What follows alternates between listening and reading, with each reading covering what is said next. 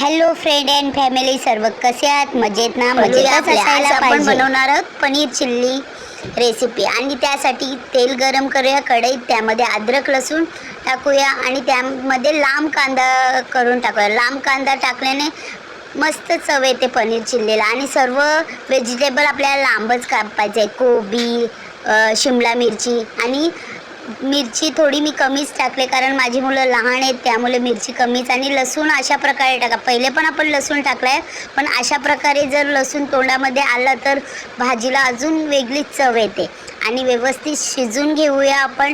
त्यामध्ये मी लांब कोबी असा धुवून ठेवलेला आहे, तो लांब कापून घेतलेला आणि तो टाकूया. आणि कोबी कांदा शिजवून घेऊया. काही गाजर पण टाकतात, फरसबी शेंग टाकतात, तर मला कोबी आवडतो म्हणून मी कोबी यूज करते. पनीर चिल्लीमध्ये गाजर पण टाकतात तरी चांगलं, फक्त लांब लांब आणि बारीक कापून घ्यायला पाहिजे. व्यवस्थित शिजवून घेऊया झाकण देऊन कोबी आणि कांदा. त्यानंतर आपण लांब शिमला मिरची जी कापली आहे ती शिजवून घेऊया.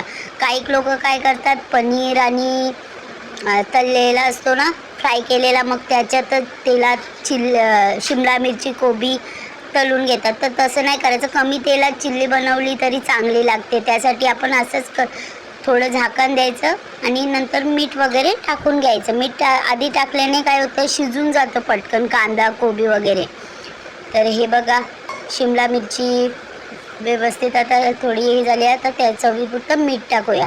आणि मी पकोडा पहिलेच तळलेला आहे पनीरचं पकोडा कसे तळायचे, तुम्हाला पनीरचं बारीक काप करायचं, मैद्याचे 2 चमचे आणि कॉर्नफ्लॉवरचा 1.5 चमचा आणि चिली फ्लेक्स असेल तर चिली फ्लेक्स टाका आणि मीठ टाका आणि थोडंसं पाणी शितरा. आणि अशा प्रकारे मी बघा पकोडा तळून घेतलेला पनीरचा. आणि हे पनीरचे काप आपण भाजीमध्ये टाकणार आहोत.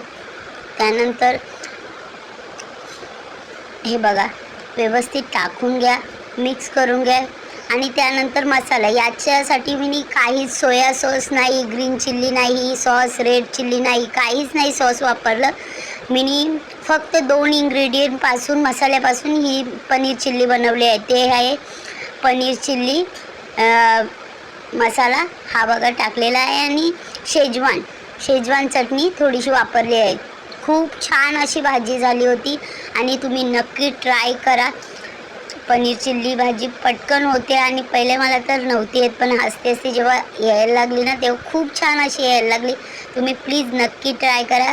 शेजवान चटणी, आणि शेजवान चटणीला खूप कमी टाकली आहे, कारण मिरची पण आपण आधी टाकलेली होती.